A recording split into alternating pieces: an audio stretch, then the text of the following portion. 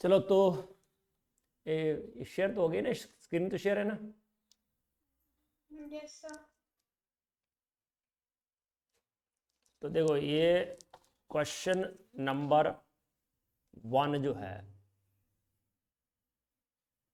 लिखा है N alloy of iron contains 54.7% iron of density 8.17. Find the number of iron atoms in a block of an alloy of size 10 centimetre into 15 centimetre into 20 centimetre. तो सबसे पहले आपको क्या देखना है कि जो ये एलॉय का साइज है, पहले वॉल्यूम निकाल लो एलॉय का।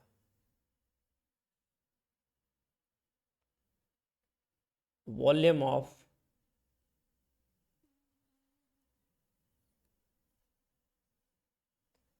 तो 10 into 15 into 20 it is 300 centimetre cube. That is the volume of N alloy जिसकी डेंसिटी दी है। Density of the alloy, the same alloy, उसकी डेंसिटी दी है 8.17 ग्राम पर सेंटीमीटर क्यूब। तो इन दोनों से हम क्या फाइंड आउट कर सकते हैं? अच्छा ये कितना हो गया? 3000 है ना, सॉरी 3000 सेंटीमीटर क्यूब। तो इन दोनों से क्या निकाल सकते हैं हम? Mass of the alloy. तो मास ऑफ द एलॉय कितना हो गया? 3000 इंटू 8.17। तो मल्टीप्लाई करके कितना आया ये?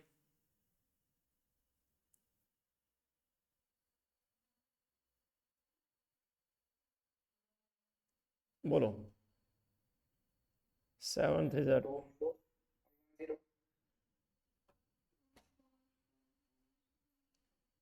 3 2451 एंड 0। सो 3 zeros तो यस 0.00। सो इट इज 24510 ग्राम। अब उस एलॉय में आयरन कितना है?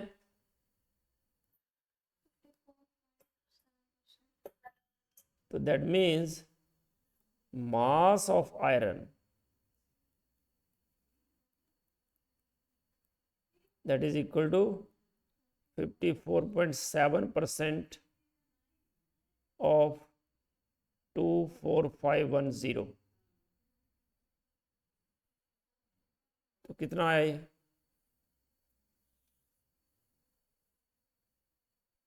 हाँ ऐसा करने की ज़रूरत नहीं है क्योंकि जो आयरन का एटॉमिक मास है ना, आयरन का एटॉमिक मास कितना होता है? 56। 56 ना, तो 54.7 वेरी क्लोज टू 56 ऐसे करके भी थोड़ा बहुत आइडिया लगा सकते थे आप। पर एनी हाउ पहले इसका मास आ जाएगा। तो number of iron atoms that is equal to mass of iron divided by its atomic mass into Avogadro's number। तो मास है 54.7 by 100 into 24510 divided by 56 into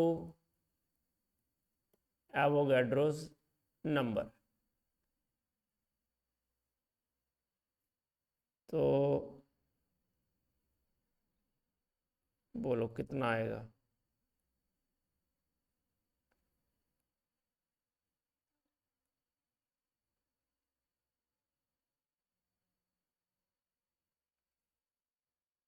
इसको अगर ऑलमोस्ट हम कैंसिल ही कर दें,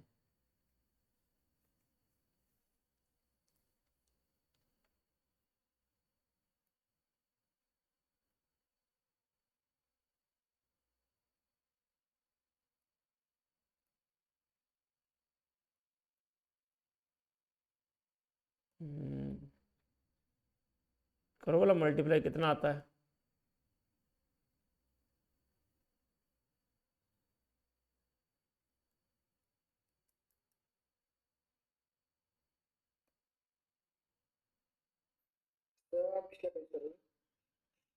हाँ, पहले हमने एलॉय का वॉल्यूम निकाल लिया उस ब्लॉक का। एलॉय की डेंसिटी दे रखी थी 8.17, वहाँ से एलॉय का मास निकाला और उसका 54.7% जो है वो क्या था?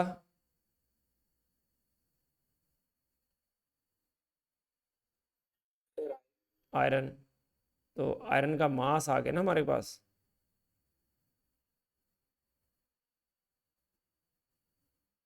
आयरन का मास आ गया तो नंबर निकालना है, तो मास over molar mass into Avogadro's number.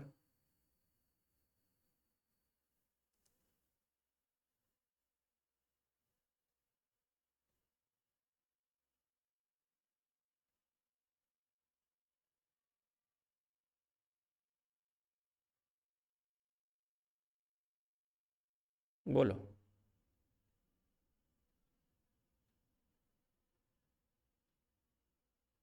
कितना आया?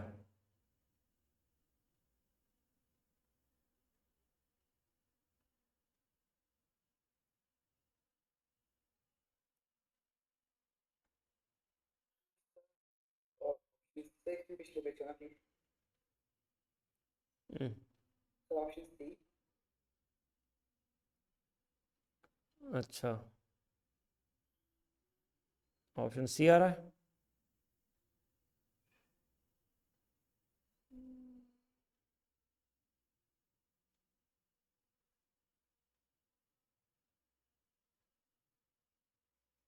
सही है, इट शुड बी 14.41 इंटू 10⁻²5।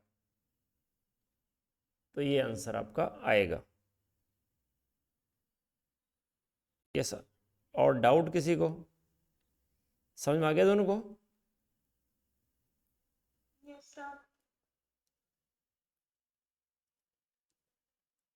अच्छा, क्वेश्चन है 3 litre mixture of propane and butane, it gives 10 liter of CO2 on complete combustion. So you have to choose the correct option. Volume of propane, volume of butane,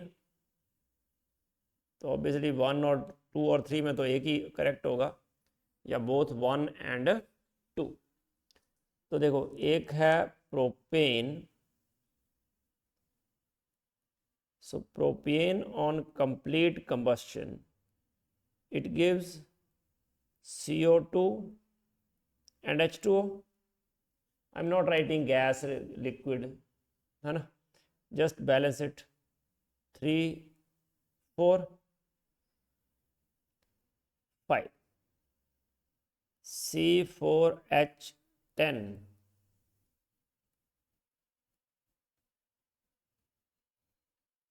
gives CO2 and H2O. So 4 CO2, 5 H2O. So it is 13/2 O2.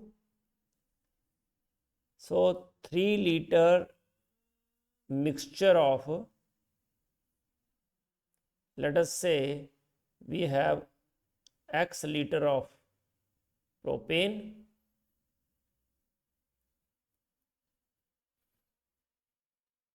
and Y liter of butane. So from here, X plus Y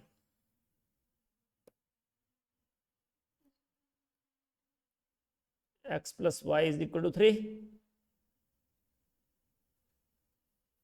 Now, when x liter of propane reacts, it gives 3x liter of CO2. And y liter of C4H10 will give 4y liter of CO2. So that is equal to 10. It is given. So we have now two equations. 3x plus 4y equal to 10, x plus y equal to 3. Just multiply the second equation by 3. So we get 3x plus 4y equal to 10 and 3x plus 3y equal to 9. So 3x cancel. So y is equal to 1. So y means volume of butane. So volume of butane is 1. So second option is correct. Now calculate x. So obviously x plus y is equal to 3. So x is equal to 2. So as x is 2, so volume of propane is 2. So both 1 and 2 are correct. So option 4 is correct. I hope you understood.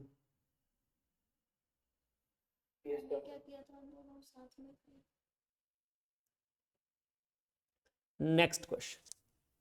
From 200 milligram of CO2, 10 raised to power 21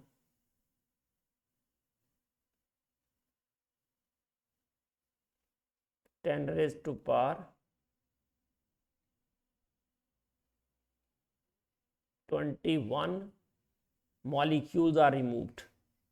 So how many gram and mole of CO2 are left? एक ही answer है ये तो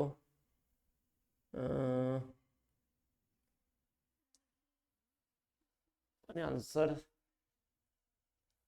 ए तो 200 milligram CO2 we have. So number of molecules of CO2, that is equal to 200 into 10 raised to power minus 3, that is gram of CO2 divided by 44 into Avogadro's number.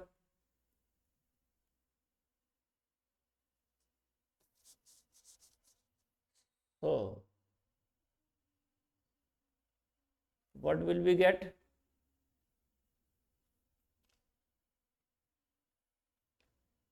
समझे ना कैसे निकालने CO2 के moles A molecules? First weight of CO2 divide by it's molecular weight into Avogadro's number. So we get, just tell me the number of molecules of CO2. We have to calculate it in terms of 10 raised to power 21.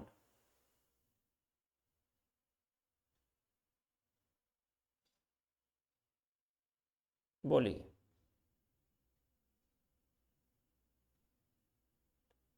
To 200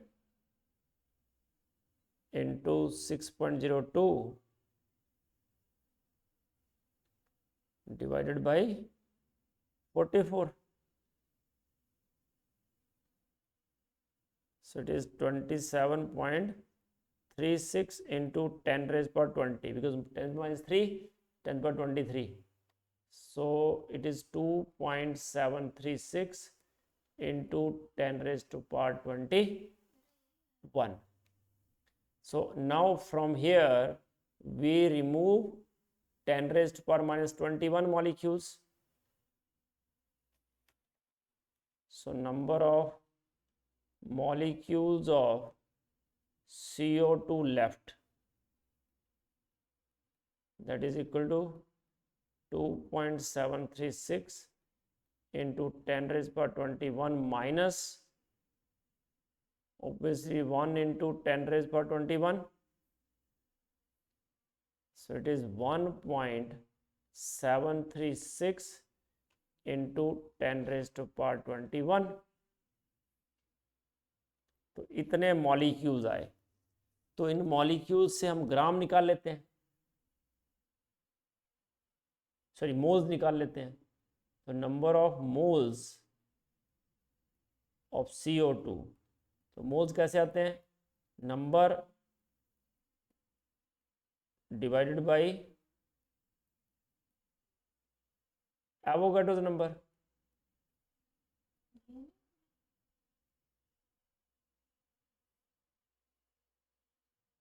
तो 10^21 molecule remove कर दिए, तो होने चाहिए थे 200 milligram में इतने molecules, उसमें से भी 10^21 मॉलिक्यूल हमने रिमूव कर दिए। तो जितने बचे वो मॉलिक्यूल्स हैं ना हमारे पास,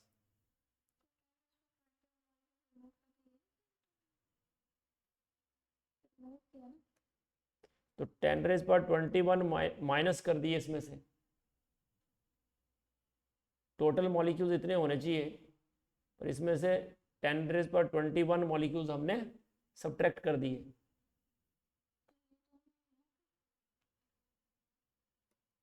टेन रेज पर 21 कॉमन, तो 2.736 माइनस 1, तो नंबर ऑफ मोल्स कितने हो गए, number of molecules divided by Avogadro number. तो यहाँ से हम इसको कर देते हैं 17.36 इंटू 10^20 डिवाइडेड बाई 6.02 इंटू 10^23। तो ये हो जाएगा 10^-3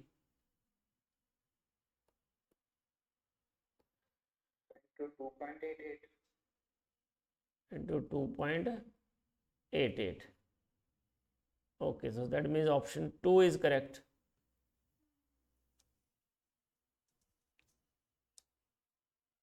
समझे बच्चे कैसे किया? Yes, sir. Okay.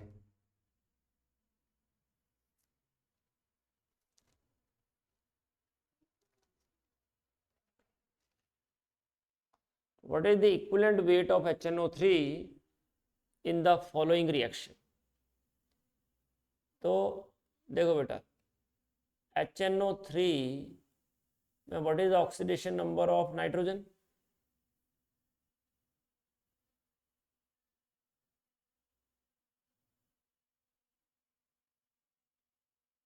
It is +5, and in NO it is +2. So change is of 3, and this is a redox reaction. Keep in mind, it is not acid base reaction, it is a redox reaction. ठीक है, तो n factor,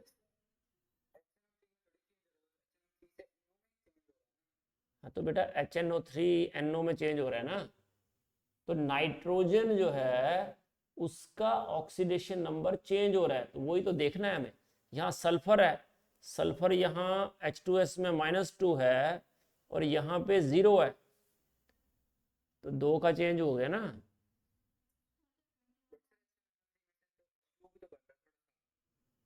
बेटा जी H2O में hydrogen का oxidation number क्या है, +1, oxygen का -2, यहाँ हाइड्रोजन +1 ऑक्सीजन -2, तो उसमें तो ऑक्सीडेशन नंबर का चेंज नहीं हो रहा है।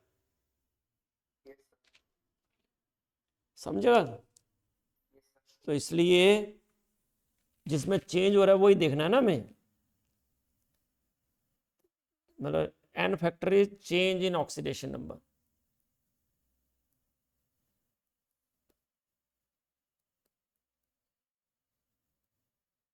ठीक है, तो ऑक्सीडेशन नंबर में चाहिए 3 का हो रहा है, सो इक्विवेलेंट वेट क्या होता है? मॉलिक्यूलर वेट, हाँ, एन फैक्टर। तो मॉलिक्यूलर वेट कितना है नाइट्रिक एसिड का? 63 होता है शायद।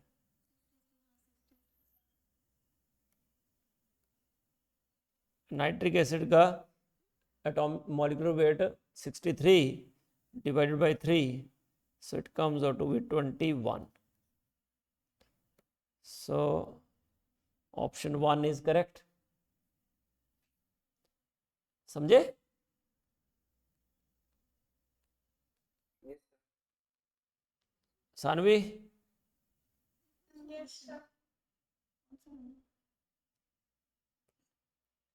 now 1.2 gram of carbon is burnt completely in oxygen.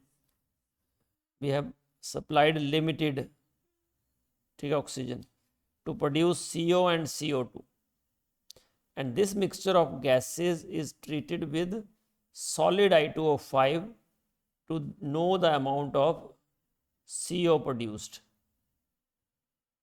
Okay.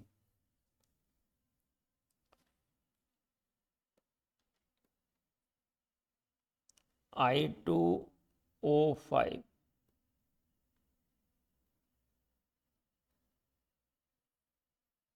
The liberated iodine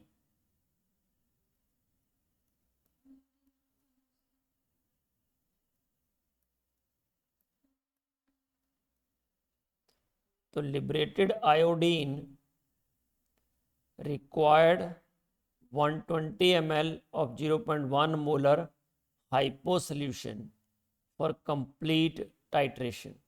So what is the percentage of carbon converted into CO? Okay, तो I think कि hypo solution का हमने ये इसको ना एक्चुअली ये न्यूमेरिकल में आता है, सॉरी प्रैक्टिकल्स में आता है, इसलिए हमने ये किया नहीं है। सॉरी कि मैंने क्वेश्चन तो दे दिया आपको, क्योंकि मैंने ज़्यादा देखा नहीं था, ये आपसे नहीं हो पाता। इसको बोलते हैं, दो तरह की टाइट्रेशंस होती हैं, आयोडीमेट्रिक एंड आयोडोमेट्रिक।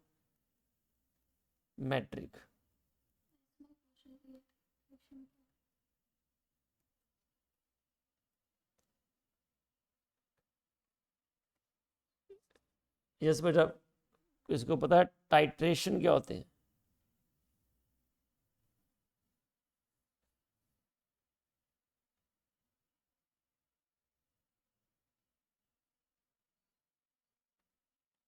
बोलो, टाइट्रेशन क्या होते हैं?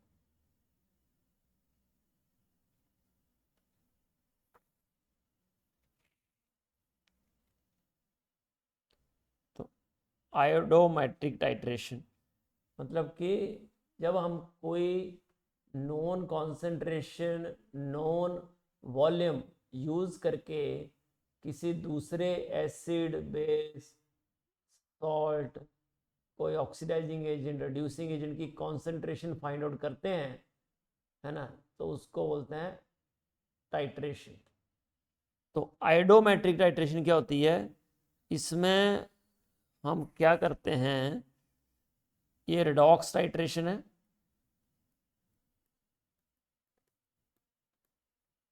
और इस रिडॉक्स टाइट्रेशन में हम आयोडीन यूज करते हैं।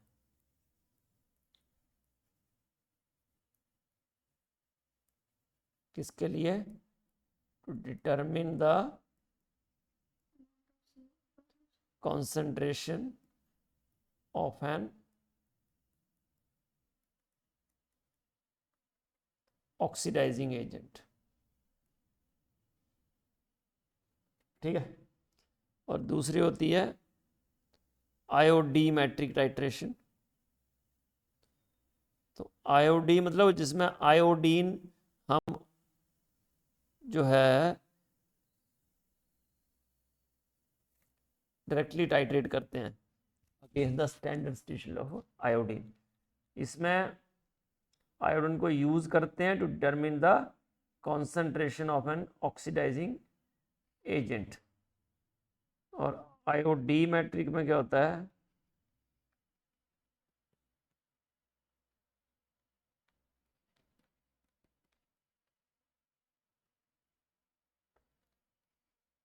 इसमें कोई हम क्या करते हैं, रिड्यूसिंग एजेंट जो है उसको डायरेक्टली टाइट्रेट करते हैं अगेंस्ट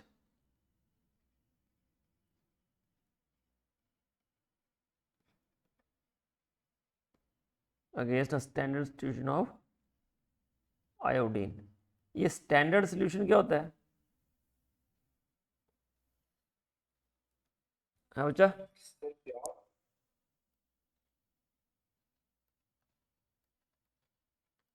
स्टैंडर्ड सॉल्यूशन क्या होता है, ऐसा सॉल्यूशन whose concentration is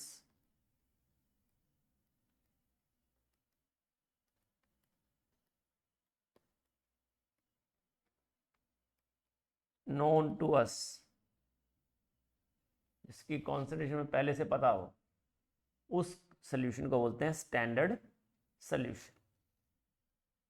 ठीक है। अच्छा, तो अब बात करते हैं कि 1.2 ग्राम कार्बन को बर्न किया हमने। अब कार्बन को बर्न किया and we get carbon monoxide as well as carbon dioxide. ठीक है। तो पहले कार्बन मोनोऑक्साइड बना लेते हैं कार्बन से, और कार्बन से ही कार्बन डाइऑक्साइड। अब टोटल जो मास है कार्बन का वो दिया हुआ है, तो यहां से क्लियर हो गया कि नंबर ऑफ मोल जो हैं कार्बन के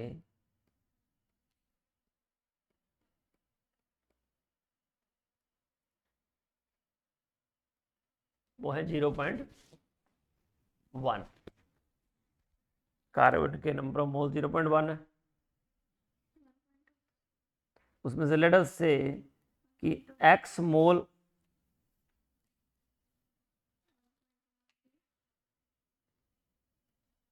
वन 1.2 ग्राम ऑफ कार्बन को बर्न किया ना, तो लेट अस से x मोल ऑफ कार्बन जो है that is converted into CO, और y मोल ऑफ कार्बन जो है that is converted into CO2। तो इसका मतलब x प्लस वाई जो है दैट इज 0.1।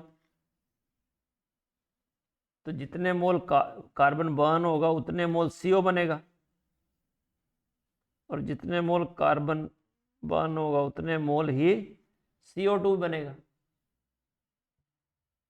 समझे? तो x mole of carbon will give x mole of CO, and in the next y mole of carbon will give y mole of CO2। तो ये पहला रिलेशन हो गया हमारे पास। उसके बाद आगे बढ़ते हैं, तो उधर इस मिक्सचर को ट्रीट किया विद सॉलिड I2O5। तो जो I2O5 है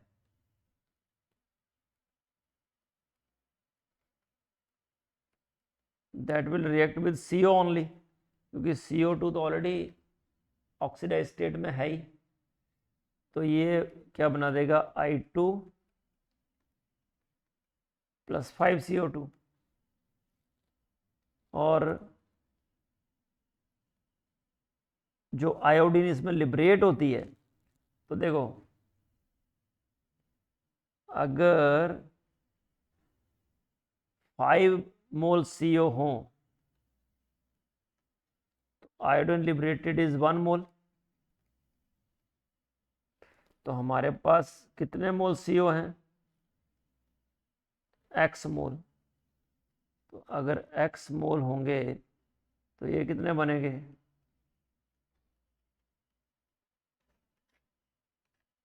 x/5 मोल।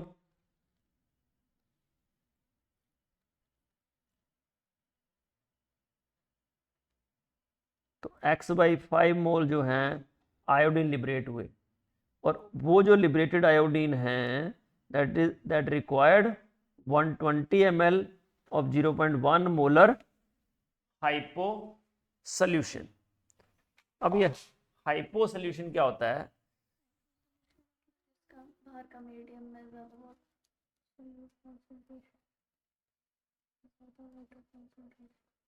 सोडियम थायोसल्फेट को हाइपो सोल्यूशन बोलते हैं ना। आयोडीन से रिएक्ट करते हैं तो ये देता है Na2S4O6 plus 2NaI।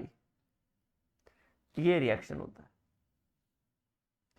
Na2S2O3 will give Na2S4O6।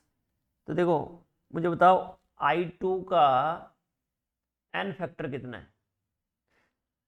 अगर 1 मोल I2 यूज होता है तो 2 मोल हाइपो यूज होता है। I2 का n फैक्टर क्या है?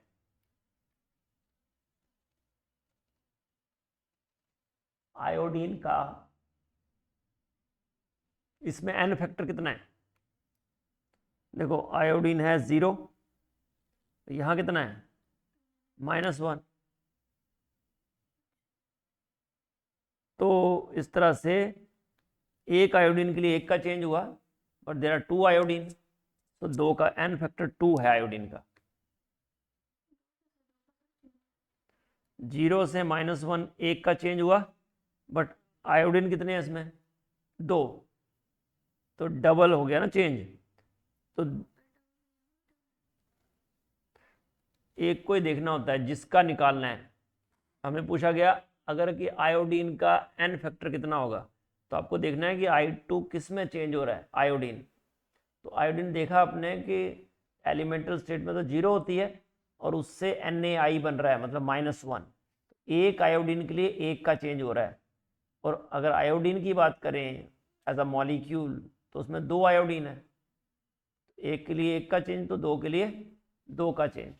तो इसलिए आयोडीन का तो 2 का चेंज है, बट सोडियम थायोसल्फेट कितने यूज हो रहे हैं? 2। इसको बोलते हैं सोडियम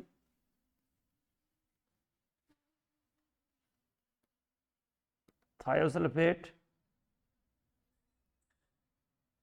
और इसको बोलते हैं सोडियम टेट्राथायोनेट। तो ऑब्वियसली एक आयोडीन के लिए 2 मोल यूज हो रहे हैं, 1:2। मतलब सोडियम थायोसल्फेट का n फैक्टर क्या होना चाहिए? 1। आप फाइंड आउट भी कर सकते हो जब देखोगे 2 सल्फर के लिए चेंज। यहाँ सोडियम थायोसल्फेट में बताओ what is the oxidation number of sulphur? बोलो जल्दी। Average oxidation number of sulphur क्या है?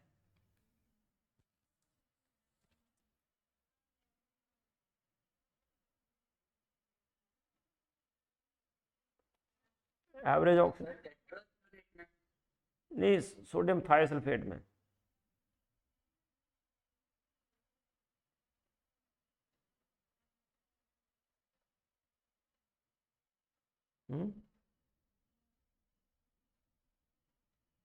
सर 2।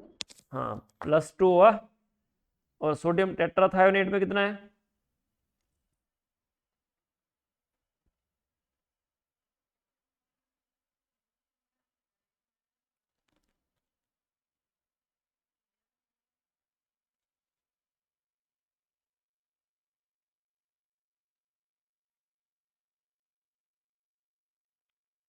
सर 10/2। हाँ +2 from sodium, 4x sulphur, -12, 4x -10 0, so x is plus 2.5, तो एक सल्फर के लिए 0.5 का चेंज हो रहा है। तो सोडियम थाइसल्फेट में 2 सल्फर हैं, इसलिए इसका एन फैक्टर क्या होगा 1। एक के लिए 0.5, तो सल्फर हैं 2, तो कितना हो जाएगा 1 का चेंज, तो एन फैक्टर इसका 1 है ना। तो इस तरह से आप जब ये लिखते हो, बताया था N1V1 equal to N2V2,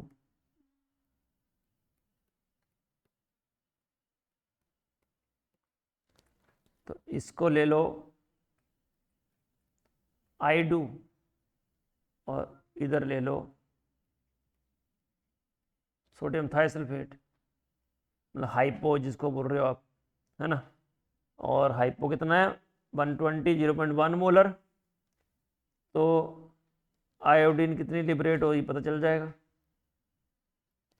N factor लिख लो इसका 2, M1V1 equal to 1 into M2V2, तो ये M1V1 जो है they are number of millimoles of I2। Millimoles क्यों लिखा मैंने, क्योंकि वॉल्यूम हमें ml में दिया है, तो molarity into volume in ml that is millimoles, और ये है 0.1 इंटू 120,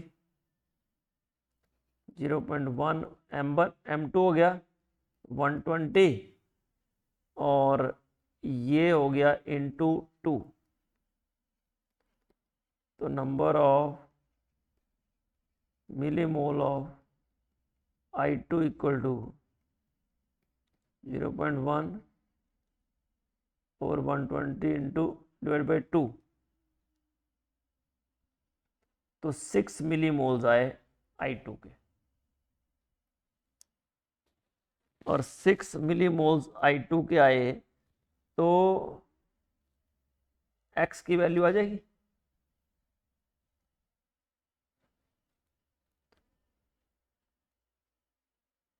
तो नंबर ऑफ मोल्स कितने हो गए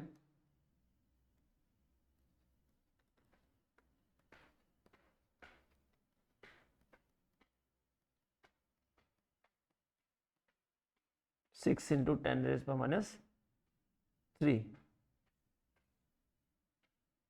तो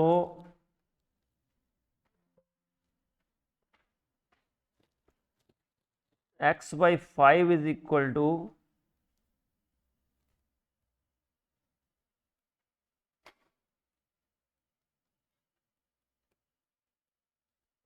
6 into 10⁻³ X equal to 5 into 6,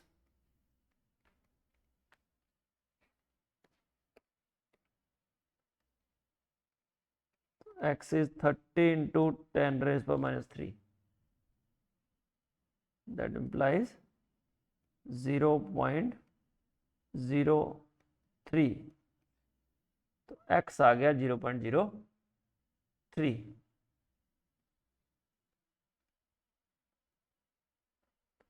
और हमें कार्बन की परसेंटेज निकालनी है, percentage of carbon converted into CO, तो X आ गया आपका 0.03 मोल, और X प्लस Y कितना है 0.1, तो इसका मतलब Y हो गया 0.1 माइनस X, 0.1 माइनस 0.03, कितना हो गए 0.97 मोल। तो देखो टोटल मोल हैं 0.1, उसमें से जो कार्बन के मोल हैं जो कार्बन मोनोऑक्साइड में कन्वर्ट हुए हैं वो कितने थे X, मतलब 0.03, तो percentage of carbon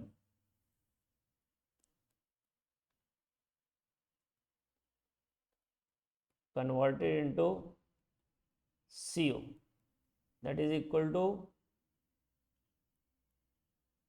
carbon which is converted to CO, कितने mole, divide by total mole into 100, तो 3/0.1 मीन्स ये हो गया 30%। तो 30% आपका कन्वर्ट हुआ कार्बन इंटू CO। कैसे किया समझ में आया थोड़ा?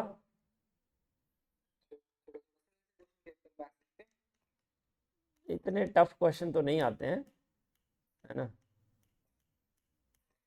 पर जेई एडवांस में आ सकता है यार, है ना, क्योंकि वहाँ 8 मार्क्स का टूट जाएगा आगे। नहीं नहीं, ये प्रैक्टिकल केमिस्ट्री का है, ये आगे का टॉपिक है। ये मैं बोला ना, इस चैप्टर में बहुत सारी मिक्सिंग है। फर्स्ट चैप्टर में ना बहुत सारे चैप्टर मिक्स होते हैं एक्चुअली, इसलिए इस चैप्टर में परफेक्ट होना जो है ना अभी पॉसिबल नहीं है, क्योंकि प्रैक्टिकल में भी सब ये टाइट्रेशंस वगैरह आती हैं, तो इसलिए ज़्यादा उसको दिमाग पे लेने की ज़रूरत नहीं है इस चैप्टर को ना। पर सेकंड चैप्टर है जैसे, तो उसका कुछ नहीं है ऐसा, है ना। तो सेकंड चैप्टर आपको अच्छे से आना चाहिए। थर्ड चैप्टर में जैसे जो आप बोल रहे हो ऑर्डर वगैरह, तो वो लर्न करने पड़ेंगे आपको, ठीक है। अब देखो जैसे एसिटिक एनहाइड्राइड है, तो नहीं पता होगा आपको व्हाट इज एसिटिक एनहाइड्राइड, है ना। इसलिए इस चैप्टर में ना मिक्सिंग बड़ी ज़्यादा है, इसलिए तो मैं पहले आपको बता देता हूँ। एसिटिक एसिड तो सुना है ना आपने, बताओ फॉर्मूला बोलो।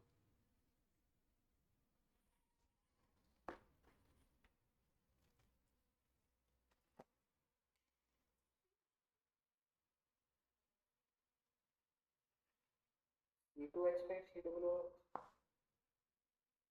CH2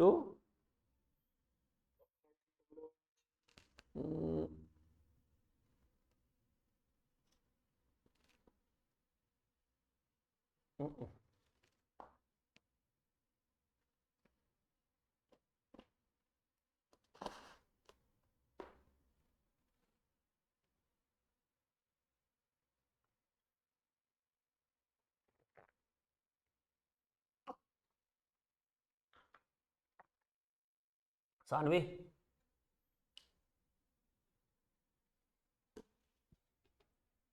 सर पता नहीं। ये नहीं सुना आपने? सो एसिटिक एसिड इज, मतलब कैसे एसिटिक एनहाइड्राइड बनता है। देखो acetic acid is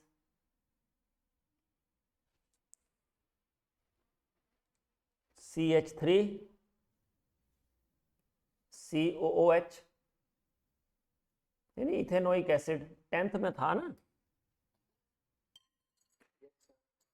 yes sir. तो ये अब एसिटिक एनहाइड्राइड है, एनहाइड्राइड होता है रिमूवल ऑफ वाटर। तो एसिटिक एसिड को हम ऐसे भी लिख सकते हैं CH3COOH, है ना। दूसरा एसिटिक एसिड भी ऐसे, बट ये HOH रिमूव कर दिए, वाटर रिमूव कर दिया, तो क्या बन जाएगा CH3 C double bond O C double bond O CH3। So this is called acetic anhydride,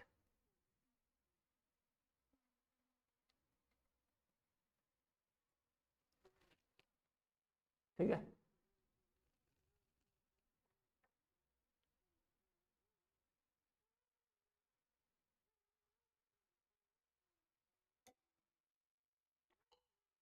ये पूछ रहा है कि एसिटिक एनहाइड्राइड का weight that must be added to 75 gram of 92% acetic acid to make the concentration of acetic acid 100% would be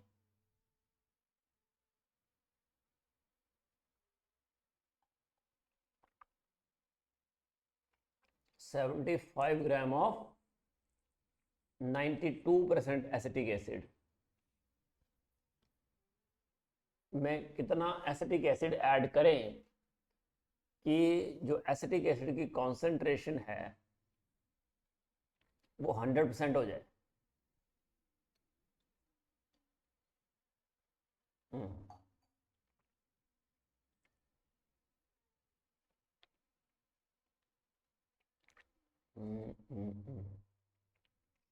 Weight of acetic anhydride that must be added to 75 gram of 92% acetic acid to make the concentration of acetic acid 100%.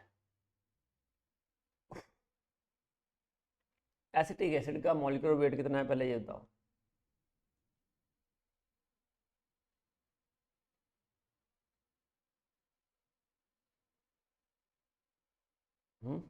Acetic acid का molecular weight कितना है?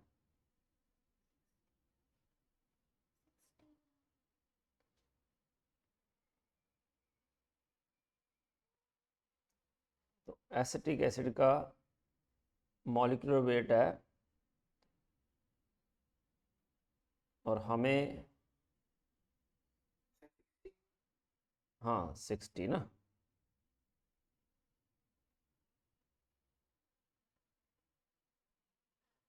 और हमें क्या करना है उसको, acetic acid को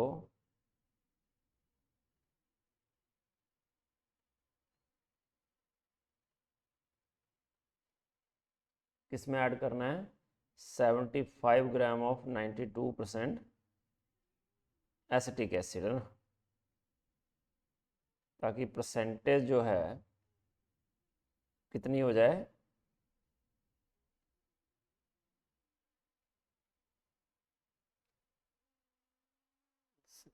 परसेंटेज हो जाए टोटल 100%। तो पहले तो जैसे मैंने ये एसिटिक एनहाइड्राइड बनाया ना, तो वैसे ही अगर एसिटिक एनहाइड्राइड, इसको ऐसे लिख सकता हूँ ना, CH3CO ट्वाइस O, एक ही बात है। इसमें अगर वाटर डालें तो ये हो जाएगा एसिटिक एसिड,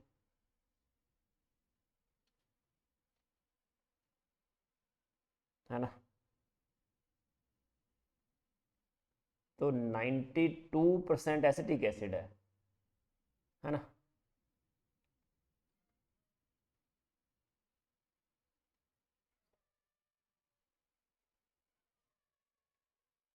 तो 92% एसिटिक एसिड में हमें देखना पड़ेगा कि वाटर कितना है, कितना amount of water in 75 gram of 92% acetic acid. तो 92% एसिटिक एसिड है, तो वाटर कितना बचा?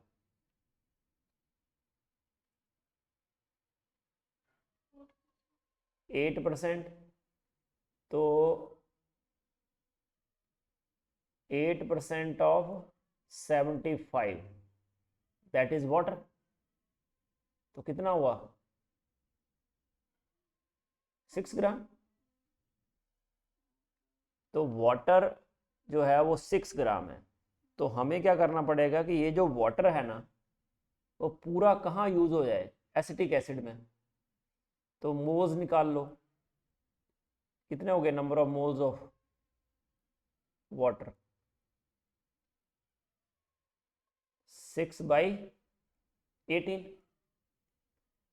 मतलब 1/3 मोल हुए। तो अगर तो वाटर 1 मोल है तो एसिटिक एनहाइड्राइड भी 1 मोल यूज करना पड़ेगा। तो अगर ये 1/3 मोल हैं तो इसके भी 1/3 मोल यूज़ करने पड़ेंगे। तो वाटर तो सारा ख़त्म हो जाएगा और ये पूरा कंप्लीट क्या हो जाएगा, एसिटिक एसिड। तो अब हमें निकालना पड़ेगा mass of 1/3 mole of acetic anhydride. बोलो कितना आया।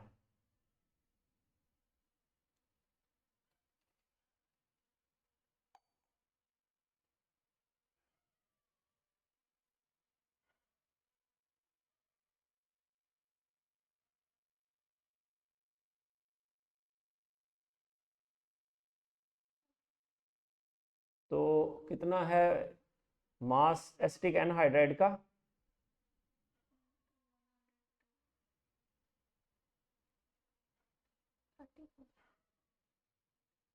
तो ये 34 ग्राम जो है वो आ जाएगा mass of 1/3 mole of acetic anhydride.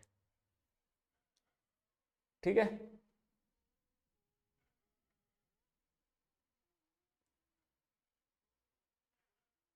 समझे?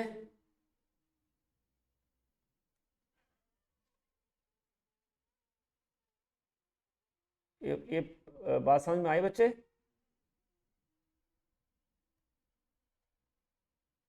Yes, sir. Yes, sir. आदि तू बड़ा नींद आ रही है क्या? नहीं सर, confuse हो किस बात के लिए? गया। The amount of H2 is 75 grams. ये चेक करना देखो ना, 75 ग्राम जो है वो 92% एसिटिक एसिड है उसमें। है जी। तो वाटर कितना परसेंट है? तो 8%। अब 75 ग्राम का 92% एसिटिक एसिड है, तो 8% उसी 75 ग्राम का क्या है, वाटर।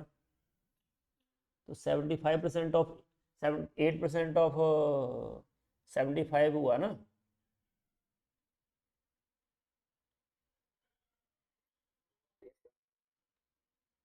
इसलिए हमने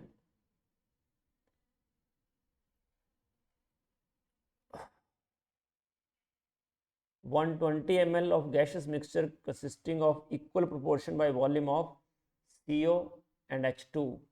They are reacted with 400 ml of air containing 20% by volume of O2. Assuming that all gas volumes are measured at room temperature and pressure, so calculate the percentage by volume of the gas O2 remaining at the end of the reaction. The gaseous mixture of CO and H2 is known as water gas. 120 ml of gaseous mixture जिसमें equal proportion है by volume of CO and H2, उनको react किया हमने with 400 ml of air जिसमें 20% by volume of O2 है। Assume करो कि all gas volumes are measured at room temperature and pressure. तो दोनों का सबका जो टेम्परेचर प्रेशर सेम है, तो कैलकुलेट करना है percentage of by volume of the gas O2 remaining at the end of the reaction. अब देखो, एक है अपने पास CO और दूसरा है H2। इसके मिक्सचर को वाटर गैस बोलते हैं, याद रखना। ये तो वो उसने नीचे लिखा भी है। अब जब इक्वल वॉल्यूम्स हैं, ये इक्वल प्रोपोर्शन है बाय वॉल्यूम, तो इसका मतलब वॉल्यूम ऑफ CO भी 60 ml है और वॉल्यूम ऑफ H2 भी 60 ml है।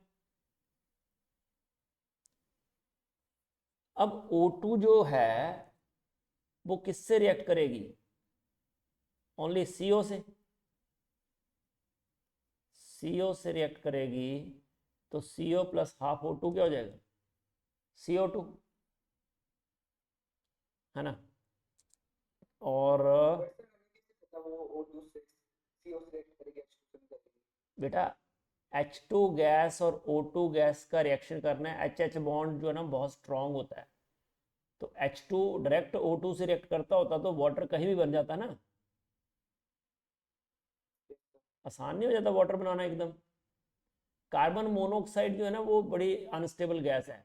आपको पता है कार्बन को बर्न करते हैं अगर O2 में तो क्या बनता है, CO2 बनता है, कार्बन डाइऑक्साइड। बट अगर कार्बन मोनोऑक्साइड बनती है और हम बोलते हैं ना कि जैसे वो सर्दियों में हीटर लगा के कमरा बिल्कुल बंद नहीं रखना चाहिए, कोल कोल नहीं जलाना चाहिए क्योंकि कार्बन मोनोऑक्साइड बन जाता है। और अगर ऐसा हो, सफोकेशन हो, तो खिड़कियां खुल दे नीचे सारे, ताकि CO से क्या बन जाए, CO2। समझे बात को। तो जो एयर है that will react with CO only, है ना, O2 मतलब। अब देखो वॉल्यूम ऑफ O2 कितना है, बोलो what is volume of O2।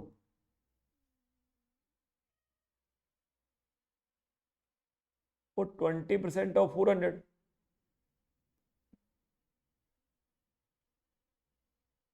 समझे कि नहीं।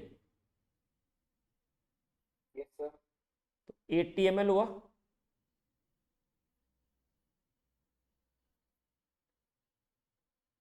समझे बात को। अब आपके पास जो CO रिएक्ट करता है O2 रिएक्ट करता है CO से, वो ये रिएक्शन है। तो इसके 80 ml है, सॉरी इसके अगर 60 ml है तो O2 के कितने ml यूज होंगे,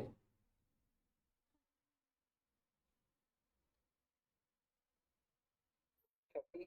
30 ml, है ना। CO के अगर 60 ml हैं तो O2 के 30 ml यूज होंगे।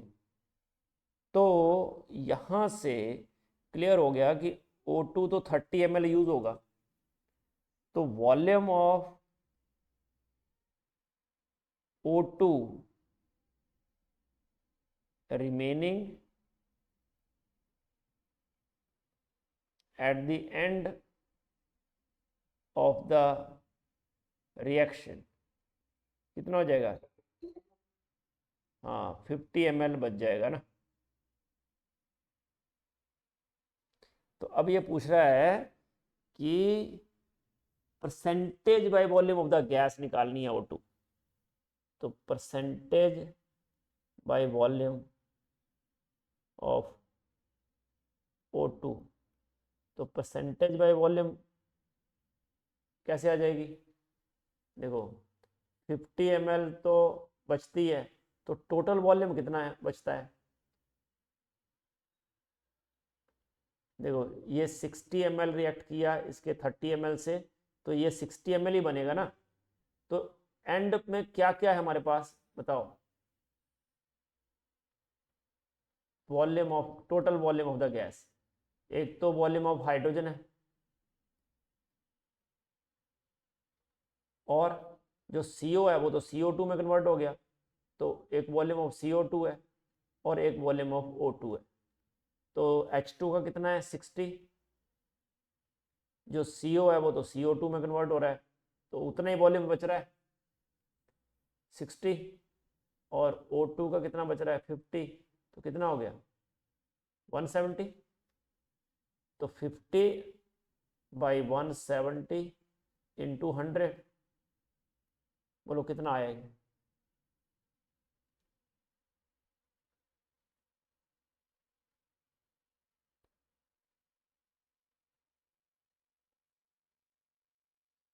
ओहो रुको रुको रुको रुको रुको, सॉरी सॉरी, 400 ml एयर है, उसमें से 20% O2 था,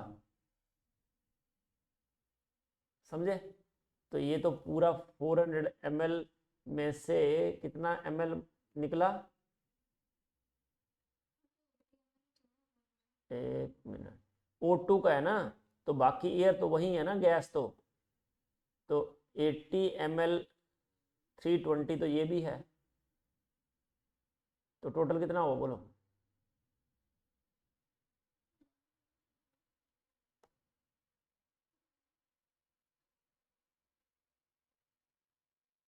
बोलो बोलो।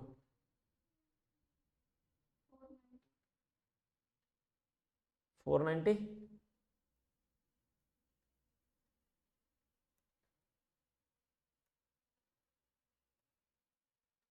बोलो तो कितना परसेंट आया?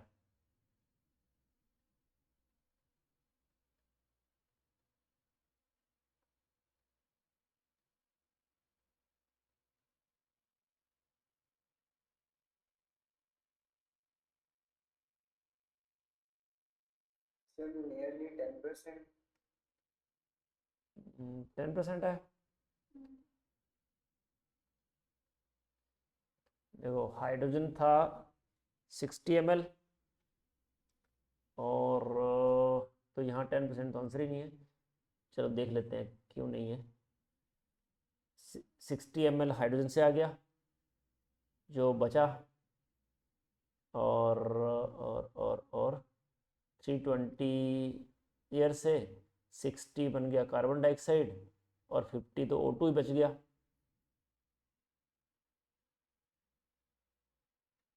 टोटल 490 तो 80 about 490 18 बेटा 50 बचा ना O2 at the end of the reaction, तो 50/490 इंटू 100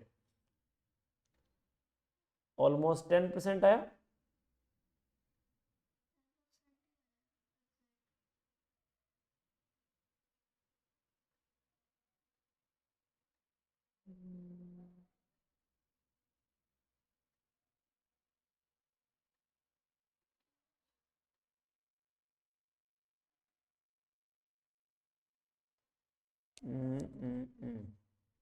टोटल वॉल्यूम ऑक्सीजन का था 80, उसमें से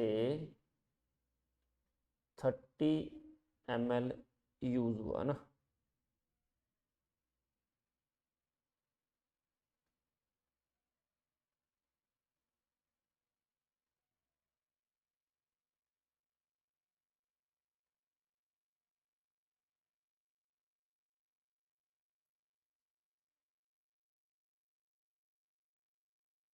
तो शायद से C plus O2 वगैरह आना हो तो 66 C+O2 कैसे? C कहाँ है? कार्बन मोनोऑक्साइड और H2 है। तो 120 इसका मतलब ये H2 से कैसे रिएक्शन हो जाएगा?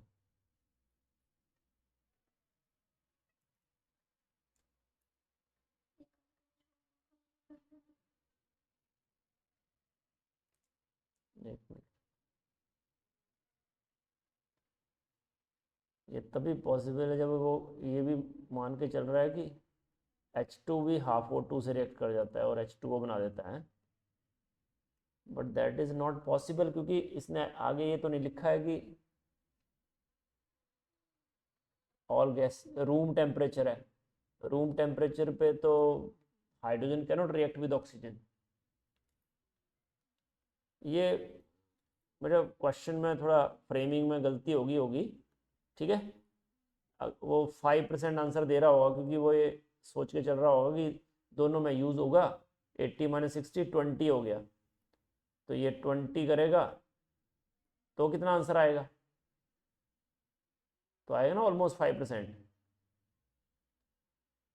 बट ये क्वेश्चन की फ्रेमिंग गलत हो गई है ना, क्योंकि रूम टेम्परेचर पहले से मेंशन है, तो रूम टेम्परेचर पे hydrogen cannot react with oxygen, ठीक है। तो इस क्वेश्चन को ऐसा मान के चलो कि ये रिएक्शन तो नहीं होने वाला है। ये समझिए क्यों नहीं होगा? क्योंकि reaction is eight room temperature और रूम टेम्परेचर पे रिएक्शन नहीं होता है। तो ये हो गया percentage of volume of O2, तो इट इज ऑलमोस्ट 10%। ओके, इसमें क्या है 2Al + 6HCl to give 2Al3 + 6Cl negative + 3H2। तो 6 liter of HCl is consumed for every 3 liter of H2 gas produced।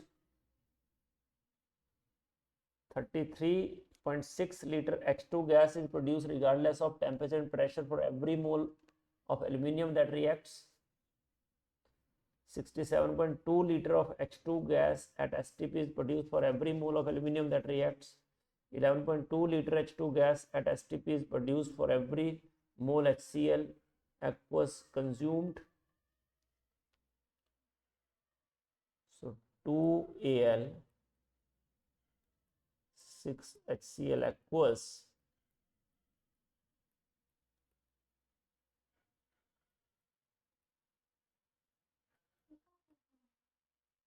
तो देखो इसके अगर 2 मोल हैं एल्युमिनियम के तो 3 mole of H2 3 mole of H2 अगर ये 1 मोल है तो इसके 3/2 मोल ऑफ H2 गैस और 3/2 means 3/2 into 22.4 litre at STP तो कितने हो गए 11.2 into 3 33.6 liter. So that means option 2 is correct. 33.6 liter of H2 gas is produced, अच्छा, regardless of temperature and pressure for every mole of aluminium that reacts. ये तो नहीं होगा गलत क्योंकि 33.6 लीटर एट STP बोल अगर होता ना तो ये सही था. अब इनको कंपेयर नहीं कर सकते हम. ये जो लिखा ना 3 litre of H2 gas produced and 6 litre of HCl aqueous क्योंकि ये गैस होना चाहिए दोनों तो कर सकते थे.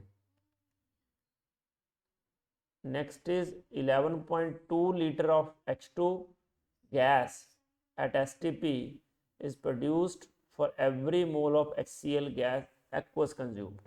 तो देखो if we have 6 HCl aqueous we will get 3 mole of H2 तो 1 ये 6 मोल हैं तो इसके 3 मोल बनेंगे तो इसका 1 मोल है तो इसके 3/6 means 1/2 mole and 1/2 mole is 11.2 liter at STP. So that implies this one is correct. 11.2 liter of H2 gas at STP is produced for every mole of HCl is consumed. तो बच्चा क्वेश्चन पेपर टफ था. I accept it. Next time मैं पूरा paper अच्छे से देखूंगा फिर डालूंगा. इसलिए मैंने पेपर सोचा कि फर्स्ट चैप्टर ही तो है सब कुछ डाल दिया. मतलब मिसअंडरस्टूड कि ये तो पूरा मिक्सिंग होता है चैप्टर्स का और इसमें पर ये क्वेश्चन तो आना चाहिए था. मतलब मैं क्वेश्चन की बात करता हूँ कि ये क्वेश्चन आपको नहीं आ सकता था, ये क्वेश्चन आपको नहीं आ सकता था, ये भी नहीं आ सकता था, बट ये क्वेश्चन आपको आना चाहिए था. ये भी क्वेश्चन आपको आना चाहिए था, ये भी आना चाहिए था, ये भी आना चाहिए था और लास्ट वाला भी आपको आना चाहिए था ये क्वेश्चन. ठीक है, समझे?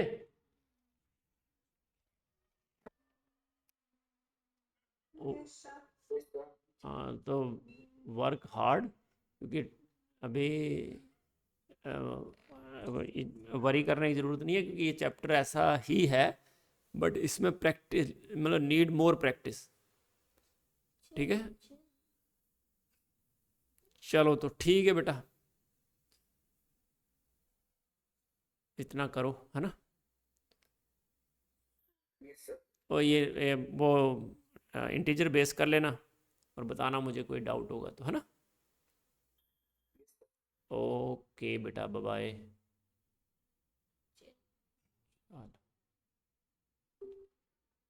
बच्चे, अरे बच्चे मन के कच्चे हो. टेंशन में आदत हुई पहले तो ऐसे अवेयर नहीं